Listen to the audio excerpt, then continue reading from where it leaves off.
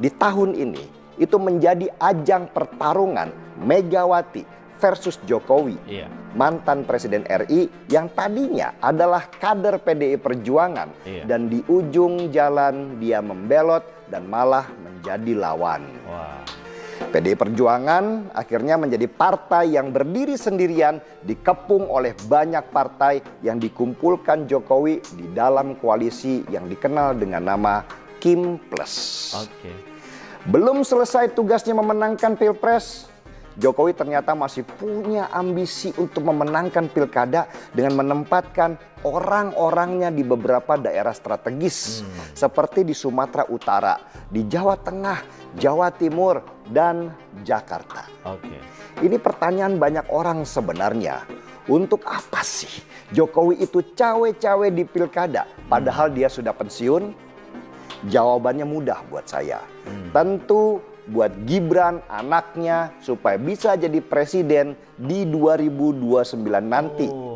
Dan untuk anaknya bisa mulus jadi presiden, Jokowi, sang bapak itu harus menguasai Pulau Jawa supaya kelak kepala daerah yang merupakan orang-orangnya itu bisa membantu kemenangan Gibran. Ini catatan buat Prabowo ya. Kalau masih ingin bertarung di 2029, harus hati-hati dan mencermati situasi bahwa Gibran akan menjadi pesaing terkuatnya nanti. Tetapi PDI Perjuangan itu terus melawan dan tidak pernah menyerah pada situasi. Meski sendirian, mereka tetap dalam mode perang di pilkada kali ini dengan menempatkan orang-orang terbaiknya. Meski tubuh Banteng itu dalam keadaan luka parah akibat dihabisi oleh kekuatan besar partai, bahkan oleh alat negara.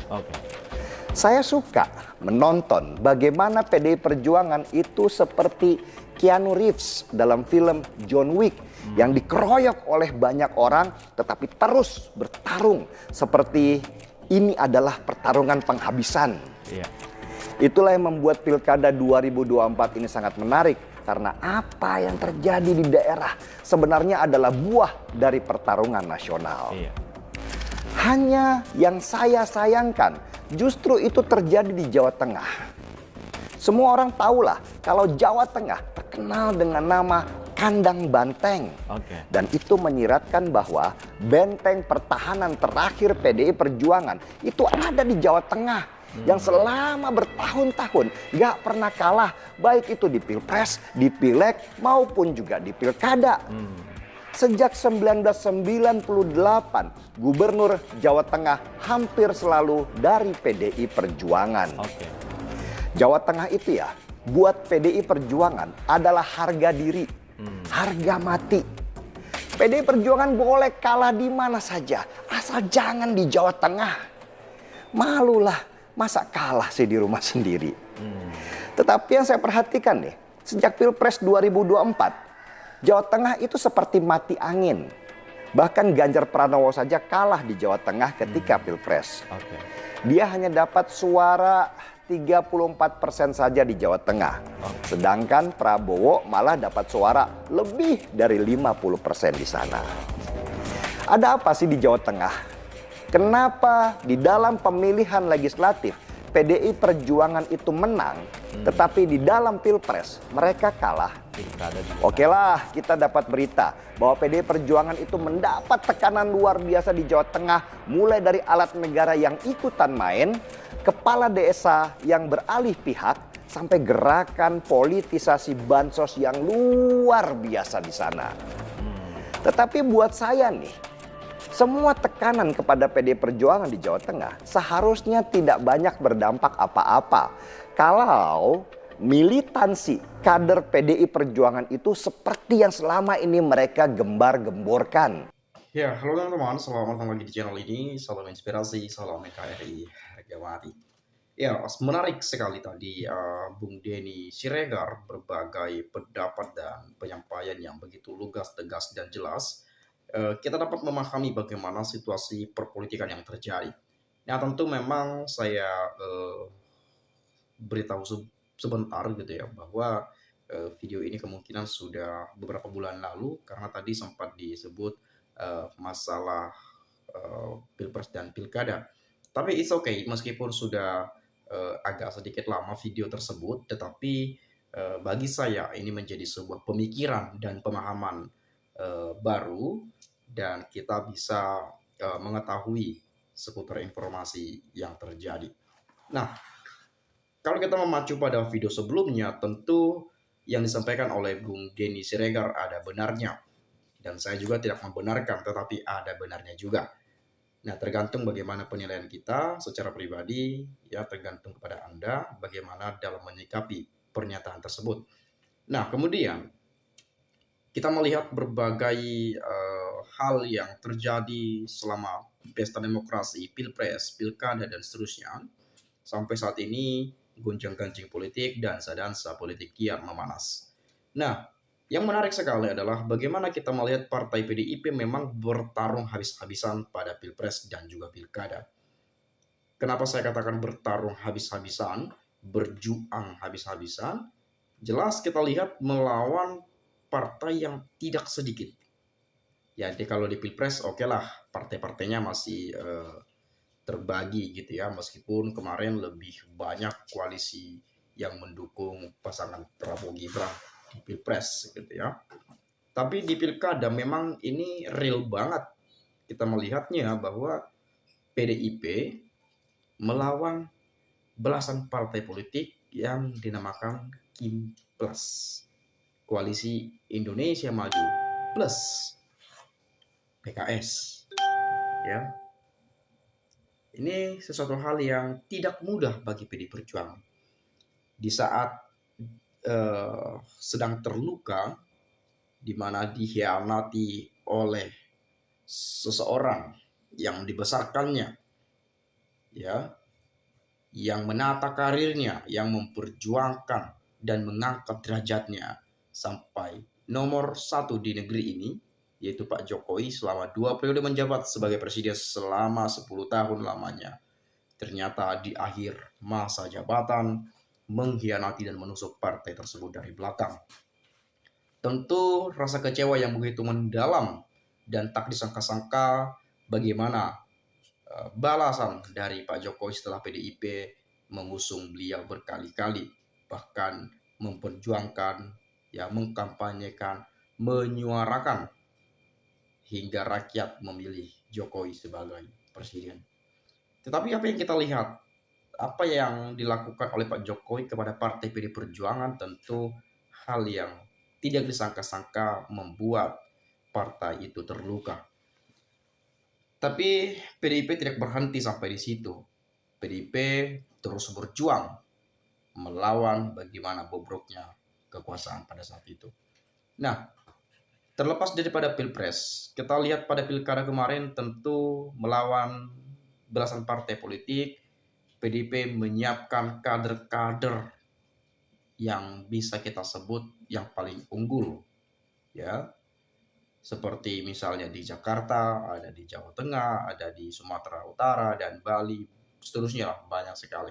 Meskipun di Jawa Tengah nampaknya PDIP kalah secara suara, gitu ya, tapi secara dukungan dari orang-orang yang ada di Jawa Tengah itu mungkin sangat luar biasa dan masih banyak sekali pendukungnya di sana karena Pak Andika Perkasa mendapatkan 41% suara gitu ya. Dan itu sudah hal yang sangat besar sekali menurut saya dibandingkan dengan pasangan Lutfi Yassin meskipun menang, tetapi kita lihat siapa yang backup mereka dari belakang. Ada Jokowi, mantan presiden, ada presiden langsung Pak Prabowo, dan Kim Plus, berbagai partai politik yang mengusung. Tetapi di Jakarta lebih gokil lagi, satu partai bisa tumbangkan belasan partai, bahkan endorse dari Jokowi sekalipun. PDIP berhasil memenangkan di kota besar itu. Itu hal yang sangat luar biasa. Nah, kemudian kalau mungkin kalah di beberapa provinsi, tapi setidaknya PDIP menang di beberapa provinsi juga, di 14 provinsi kalau nggak salah, di 200-an sekian kabupaten kota di seluruh Indonesia. Itu pencapaian yang sangat luar biasa, ya. Nah, saya melihat dari Kenayulan dari Raja Ketobrak, peliharaan 9 naga rusak dan rampok NKRI. Saya tetap optimis kepada PDIP di Jateng karena demokrasi di Indonesia telah hancur. Nah, kita melihat memang Pak Jokowi kenapa terlibat dalam pilkada juga, kenapa masih cawe-cawe sana sini, mondar-mandir ke sana kemari, seolah-olah masih ada kunjungan tugas sana sini gitu ya. Padahal beliau sudah mantan presiden, tidak lagi menjabat sebagai presiden, juga tidak lagi berkuasa, tetapi kenapa hal itu terus-menerus dilakukan oleh seorang Jokowi? Sampai saat ini Pak Jokowi meskipun telah di habis jabatan gitu ya, sudah dikatakan beliau purna tugas dan bahkan pensiun sempat dikatakan momong cucu menikmati hari-hari ke depan, tapi yang kita lihat pada pilkada seperti apa dan kenyataannya sangat di luar dari apa yang pernah diucapkan. Nah, lalu kemudian bisa saja ini modal untuk Gibran maju di Capres 2029 dan bahkan bisa saja ketika Presiden Prabowo Subianto punya niat lagi untuk maju di 2029, bisa saja Gibran adalah lawan yang mungkin kuat di 2029 kalau ini dibiarkan terus-menerus terjadi. Tapi kita yakin dengan seiring berkembangnya waktu, dengan berbagai pengamatan, dengan berbagai ingatan, memori-memori yang ada di dalam benak pikiran masyarakat terkait kejadian pada Pilpres kemarin, bagaimana Pak Jokowi, Gibran, dan seterusnya, itu tidak akan segampang itu hilang dari pikiran publik. Nah, kemudian saya melihat Prabowo tidak bisa ikut Pilpres 2029 karena faktor usia maksimal. Gibran dipersiapkan oleh bapaknya dan jaringannya. Tapi sih kalau Pak Prabowo selama 5 tahun ini memimpin dengan baik ya, bahkan mungkin tanpa nyalon pun masyarakat banyak yang bakal demo ya bahwa Pak Prabowo itu harus menjabat satu periode lagi tuh. Ya, dipaksa tuh nanti Pak Prabowo-nya gitu ya. Kalau rakyat yang meminta ya mau nggak mau ya tetap aja gitu ya. Orang kalau bagus mimpin gitu ya, jangan sampai disia-siain gitu. Nah, lalu kemudian eh, yang mau mencalonkan Fufu Fafa Yosiopo sebentar lagi didepak, ditendang Jokowi gelandangan. Dan sampai hari ini juga status Gibran juga kita nggak tahu ya sebagai kader atau apa gitu ya. Pak Jokowi juga seiring berkembangnya waktu saya lihat, saya dengar-dengar nampaknya Golkar agak ragu-ragu juga menerima gitu ya.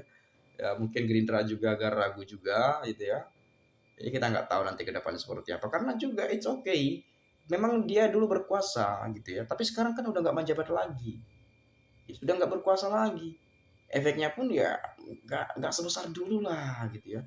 Bahkan ketika masuk partai politik bisa saja punya pengaruh buruk nantinya terhadap partai itu. Karena tidak sedikit loh orang yang muak kepada keluarga Pak Jokowi ini kalau saya melihat komentar-komentar dari media gitu ya. Nah lalu kemudian Bang Denny bukannya dulu lo pendukung Jokowi yang fanatik, baru sadar sekarang ya lambat lo. Mantap, mantap Bang Denny Siregar buat paham perpolitikan kita agar tahu sejarah yang baik dan benar. Jadi ini membuat rasa ketertarikan saya melihat berbagai penyampaian-penyampaian seperti ini. Ya, saya menerima informasi. Ya, sebetulnya saya nggak terlalu paham-paham banget terkait politik ini. Saya juga awam ya karena jurusan teknik juga, tapi beralih ke politik gitu ya. Tapi karena rasa ketertarikan itu tadi, ya oke, saya menjalankannya dengan ya keseharian saya seperti ini gitu. Ya tanpa ada misalnya dituduh sebagai provokator kah, disebut sebagai channel abal-abal kah, atau apa gitu ya, it's okay, itu terserah Anda, terserah teman-teman dalam menilai. Yang penting ya saya di sini ya menyuarakan seperti apa yang disampaikan oleh masyarakat berdasarkan komentar-komentar mereka. Ya mungkin kalau saya ada salah saya minta maaf. Sekali lagi saya mengucapkan salam inspirasi, salam NKRI, harga mati.